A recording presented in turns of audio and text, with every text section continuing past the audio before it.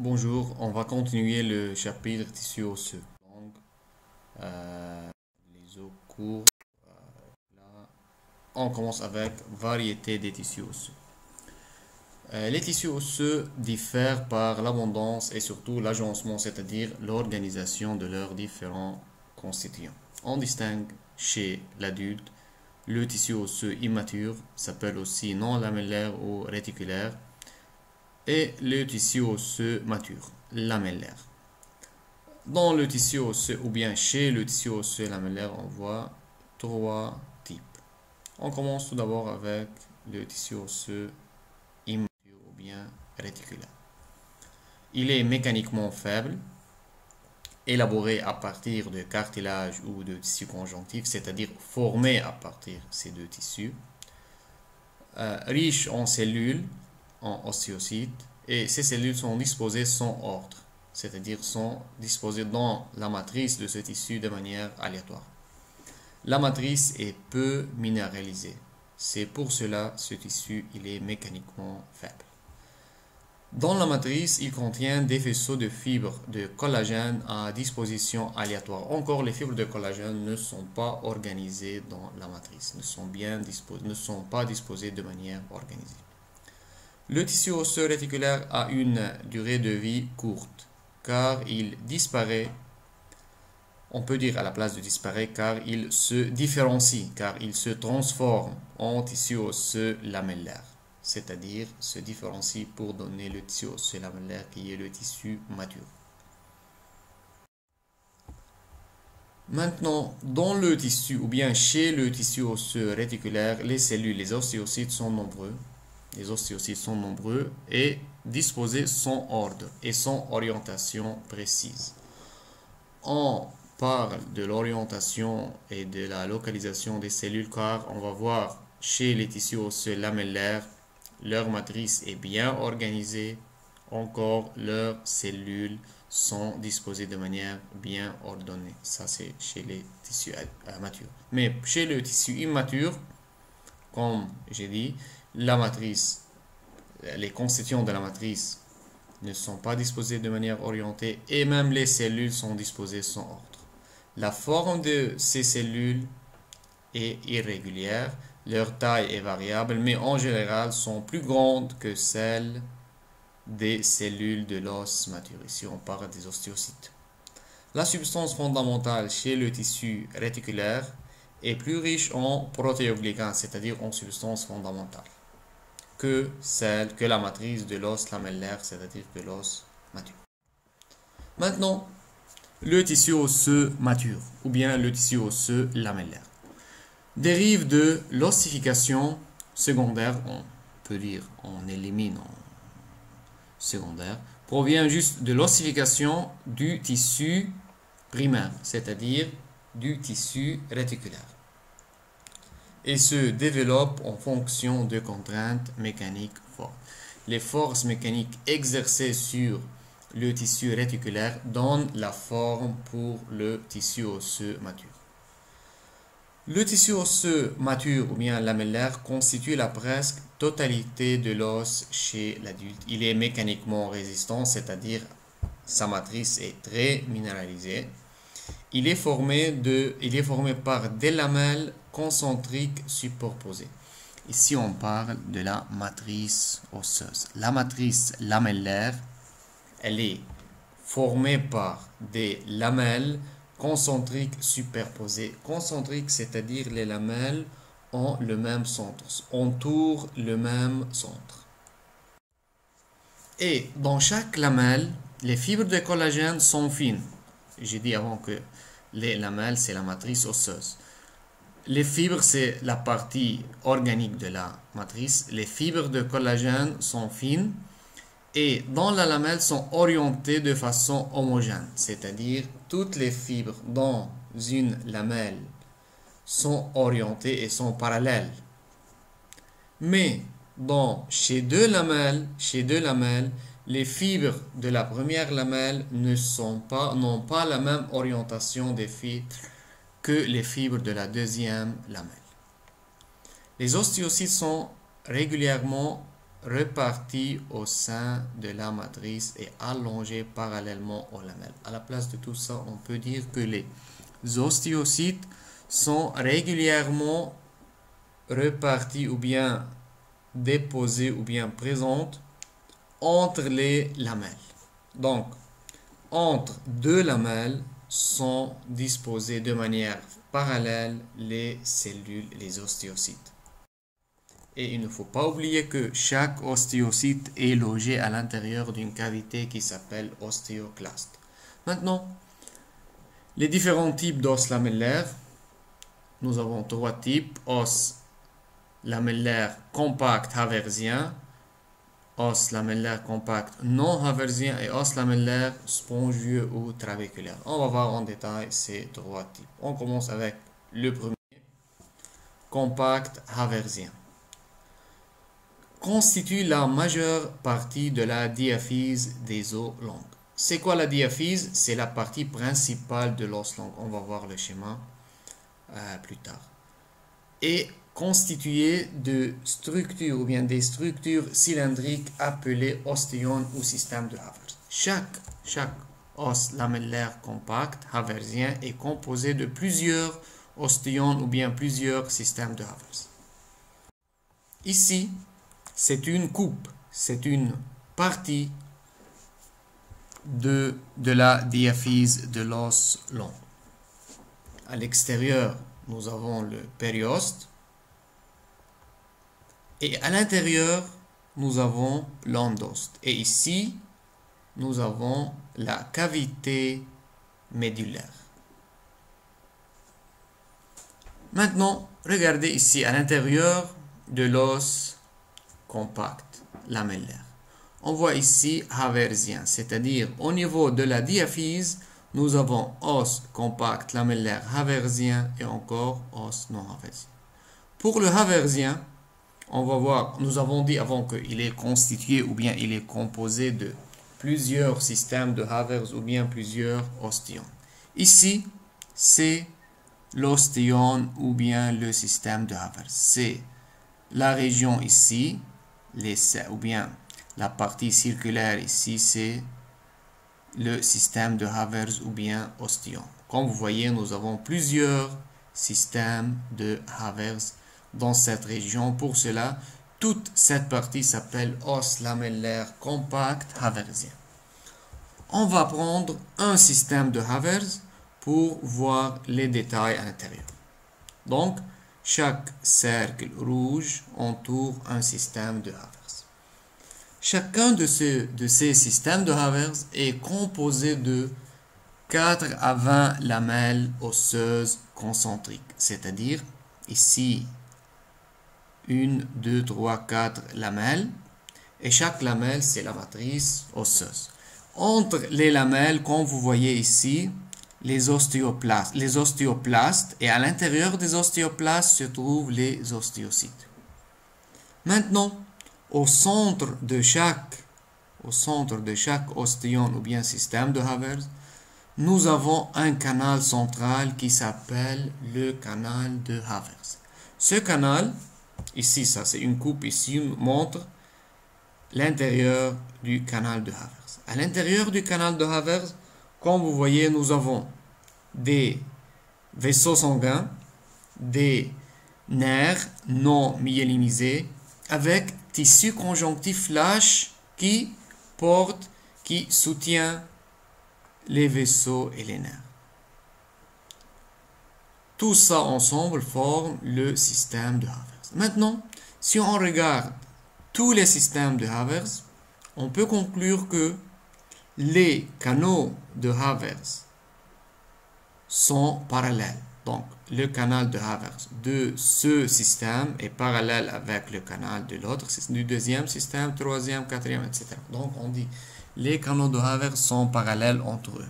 Encore, les canaux de Havers encore sont parallèles avec le canal central de l'os de la diaphyse ou bien avec sont parallèles avec la cavité médulaire. C'est l'os haversien. Encore, l'os haversien ou bien les systèmes de Havers sont reliés entre eux, comme vous voyez ici, les systèmes de Haber sont reliés entre eux par l'intermédiaire d'un canal ou bien par l'intermédiaire des canaux obliques ou transversaux qui s'appellent les canaux de Volkmann. Ces canaux relient encore les systèmes de Havers avec la cavité médulaire et encore avec la surface externe de l'os. Ici, les caractéristiques du système de Havers ou bien ostéon. Un ostéon est fait et composé de 4 à 20 lamelles osseuses cylindriques disposées concentriquement autour du canal de Havers. Un canal de Havers contient des capillaires sanguins, comme nous avons vu avant, des filets nerveux amyéliniques, des fibres nerveuses amyéliniques enrobées ou bien à l'intérieur d'un tissu conjonctif lâche. Dans les ostéones, les fibres de collagène sont arrangées parallèlement les unes aux autres dans une même lamelle. Encore, nous avons vu ce point avant, mais les fibres de collagène chez les lamelles voisines ne sont pas parallèles entre elles. Entre les lamelles se situent les ostéoplastes, les cavités, et à l'intérieur des ostéoplastes se trouvent les ostéocytes. Encore, les ostéoplastes sont reliés par l'intermédiaire des canalicules. Et à l'intérieur des canalicules se trouvent les prolongements cytoplasmiques. Les ostéons sont disposés parallèlement les uns aux autres et parallèlement au grand axe de la diaphyse, c'est-à-dire parallèlement avec le canal médulaire ou bien avec la cavité médulaire. Les systèmes de Havers sont reliés entre eux et reliés avec la cavité médulaire, encore avec la surface de l'os, par les canaux transversaux ou bien obliques, les canaux de Volkmann. Donc le rôle des canaux de Volkmann, c'est seulement la communication, la liaison entre système de Havers et ou bien canaux de Havers et cavité médulaire. Et à travers les canaux de Volkmann passent les vaisseaux sanguins, nerfs et tissus conjonctifs lâches. Maintenant, encore dans la diaphyse, entre les systèmes de Havers, on trouve des systèmes de Havers incomplets. On dit ici vestiges d'ostéon, anciens, partiellement résorbés, c'est-à-dire ce sont des systèmes de Havers au cours de destruction, mais encore il reste une partie. Et constituant l'os lamellaire interstitiel ou bien s'appelle système intermédiaire haversien. Donc sont localisés entre les systèmes de Havers. Sont disposés ça et là parmi les ostéons complets. On va les voir ici. Regardez ici par exemple. Ici, ce sont des anciens systèmes de Havers dégradés, mais partiellement dégradés. Encore ici ou bien là. Encore entre et ici dans cette région. Maintenant, l'os lamellaire compact non haversien. Encore, on continue dans la diaphyse de l'os long. La diaphyse de l'os long est bordée extérieurement et intérieurement par de grandes lamelles osseuses concentriques à la cavité médulaire et qui séparent l'os haversien de l'endoste et du périoste. C'est-à-dire, entre le périoste et l'os haversien, nous avons plusieurs lamelles osseuses qui forment le système ou bien l'os lamellaire non haversien. De la même façon, à l'intérieur, entre l'endoste et l'os haversien, nous avons plusieurs lamelles qui forment l'os lamellaire compact non haversien. Ça s'appelle non haversien car ces deux régions ne possèdent pas des canaux de Havers. Maintenant, la troisième partie ou bien le troisième type de l'os lamellaire, c'est l'os lamellaire trabéculaire ou bien spongieux. Organisé en travée ou bien trabécule. Trabéculaire, c'est-à-dire il est composé, il est organisé ou bien formé des travées. Ici, la couleur blanche, ici, ce sont les trabécules. C'est la partie tissu osseux. Et le vide ici, ce sont des cavités occupées par autre tissu qui est la moelle osseuse rouge. Donc, les travées d'épaisseur variée sont constituées seulement de quelques lamelles osseuses. Et entre ces lamelles se trouvent les ostéoplastes. À l'intérieur des ostéoplastes, bien sûr, se trouvent les ostéocytes. Maintenant, à la surface externe de ces travées, bien sûr, se trouvent les ostéoblastes, les cellules bordantes, les cellules ostéoclastes. Même chez l'os lamellaire compact, avant os lamellaire haversien ou non haversien, la surface externe ou bien la surface interne, toutes les surfaces sont occupées par les ostéoblastes, cellules bordantes et ostéoclastes. L'intérieur de la matrice est occupé uniquement par les ostéocytes. Dans chaque lamelle, les fibres de collagène, on répète la même caractéristique. Les fibres de collagène ont la même orientation, mais dans deux lamelles différentes, les fibres n'ont pas la même orientation. Encore, on y trouve des ostéoplastes et à l'intérieur, on trouve les ostéocytes.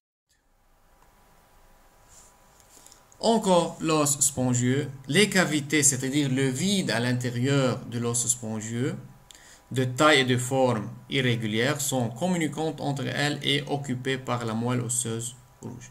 Je vais ajouter un point que dans le tissu osseux lamellaire compact, la matrice occupe 95% du volume du tissu. Par contre, dans l'os lamellaire spongieux, la matrice osseuse occupe seulement 20%. Et le 80% est occupé par la moelle osseuse rouge, c'est-à-dire ce sont les vides, les cavités. Pour cela, c'est un os lamellaire, on dit os lamellaire spongieux et non pas os lamellaire compact. Donc, si on fait une petite comparaison entre os lamellaire compact et os lamellaire spongieux, compact car il n'y a pas d'espace libre ou bien vide entre les lamelles. Et la majorité du tissu occupé par la matrice osseuse. Par contre, pour l'os spongieux, 20% seulement du volume du tissu occupé par la matrice, par le tissu osseux, et les 80% restants sont occupés par autre tissu qui est la moelle osseuse rouge ou bien s'appelle le tissu hématopoïétique. Maintenant, l'os lamellaire spongieux se trouve, entre dans la constitution des épiphyses et des métaphyses des os longs et du diploïde des os plats et des os courts. Nous n'avons pas encore parlé de ces régions os longs, os courts ou bien os plats. On va voir un schéma à la fin pour vite fait, pour brièvement les décrire. Mais je vais dire que au niveau de l'os long, les deux extrémités de l'os long, c'est-à-dire les deux têtes de l'os long s'appellent épiphyse. Et l'épiphyse est occupée par le tissu osseux spongieux. À l'intérieur se trouve la moelle osseuse rouge. Même entre la tête, entre épiphyse et diaphyse, se trouve une petite région qui s'appelle la métaphyse, encore occupé par os spongieux. Encore, os spongieux se trouve dans l'os plat et os court. Donc, dans notre organisme, où se trouve l'os spongieux, au niveau des épiphyses, des métaphyses, os plat et os court. Et à l'intérieur de l'os spongieux se trouve la moelle osseuse rouge. Ici, c'est la diaphyse. Ici, c'est un os long. C'est la diaphyse, la partie centrale, la partie principale de l'os qui est occupée par os lamellaire compact, haversien et non haversien. Au centre, nous avons la cavité médulaire. En haut, on voit ici la tête de l'os ou bien épiphyse. C'est un os spongieux. Entre diaphyse et épiphyse, une région qui s'appelle métaphyse, occupée encore par os spongieux. Pareil, de l'autre côté, nous avons la tête de l'os épiphyse avec métaphyse. Ici, c'est l'os plat. Le centre de l'os plat ici est occupé par l'os spongieux, mais la périphérie est occupée par l'os compact. C'est pareil pour tous les tissus osseux spongieux. Même ici, si on regarde en détail, on voit que la périphérie, le bord de l'os spongieux, est un os compact. Cette caractéristique, c'est pour la protection de l'intérieur, pour protéger l'os spongieux. Et tous les tissus osseux sont enveloppés par un périoste. L'os court, os long, os plat, sauf ici, dans cette région. En bleu, ici, c'est le cartilage articulaire. Entre le cartilage articulaire et la tête de l'os, ici, il n'y a pas un périoste. C'est-à-dire le cartilage repose directement sur l'os. Maintenant, la dernière partie de ce chapitre, juste les définitions. On va juste définir l'ostéogenèse ou bien la croissance du tissu osseux. L'ostéogenèse, on divise l'ostéogenèse en deux parties. Ossification primaire et ossification secondaire. Ossification primaire, une partie se déroule avant la naissance. C'est la formation initiale, c'est-à-dire c'est l'apparition du tissu osseux chez le fœtus. L'apparition ou la formation du tissu osseux chez le fœtus aboutit à la formation d'os primaires non lamellaires, c'est-à-dire os réticulaires, à partir d'un tissu embryonnaire conjonctif ou cartilagineux. Ça, avant la naissance chez le fœtus, c'est-à-dire chez le fœtus, le tissu osseux se forme, le tissu osseux immature se forme, ou bien à partir du cartilage, on peut ajouter cartilage hyalin, ou bien à partir d'un tissu conjonctif embryonnaire. Quand on dit embryonnaire, c'est-à-dire tissu mésenchymature. À ossification endomembraneuse, c'est-à-dire formation d'un tissu osseux à partir d'un tissu conjonctif immature, à partir d'un tissu mésenchymateux chez l'embryon.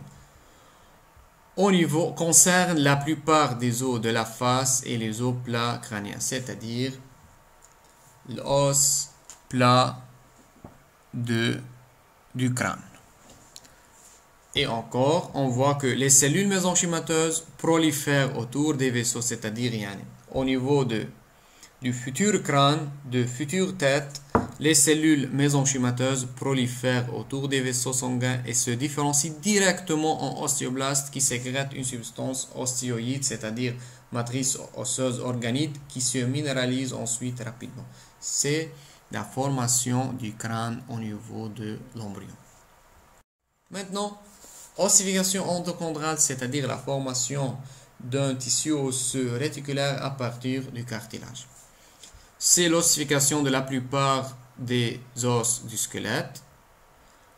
Et encore, on observe l'ossification endochondrale lors de la croissance en longueur de l'os.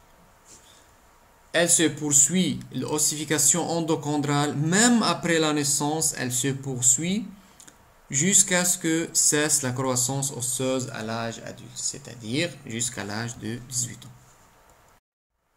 Ici, juste on va brièvement décrire l'ossification en longueur. Ici, dans cette région, nous avons la partie qui s'appelle métaphyse, entre diaphyse et épiphyse. Dans cette région, nous avons le cartilage de conjugaison.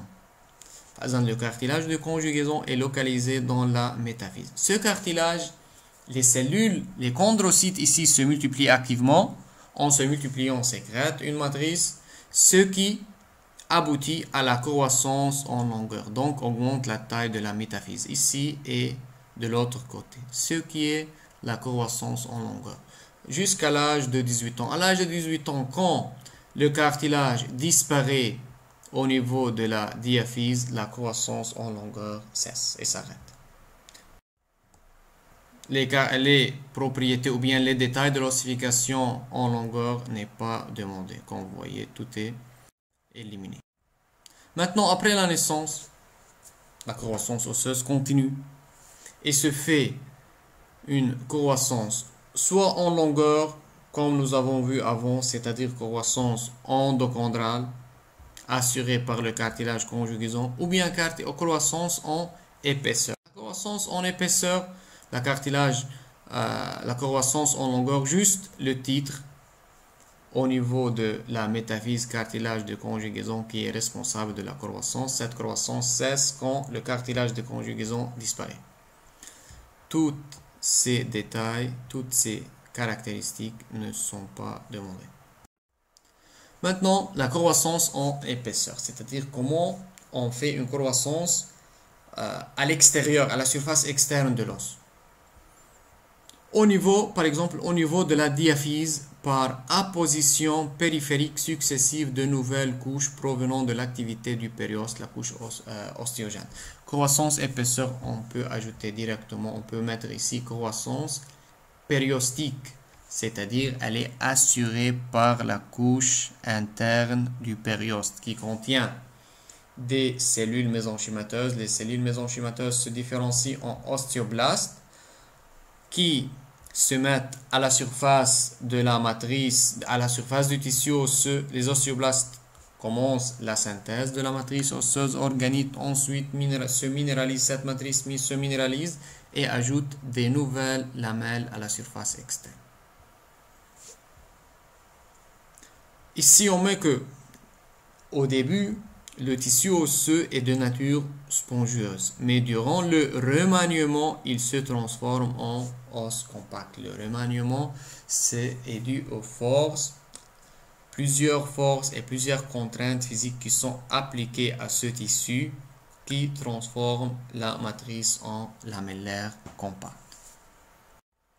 Maintenant, la dernière partie, c'est l'ossification secondaire. Tout simplement, ossification secondaire, c'est-à-dire formation d'un tissu osseux ou bien l'obtention d'un tissu osseux à partir d'un autre tissu osseux préexistant.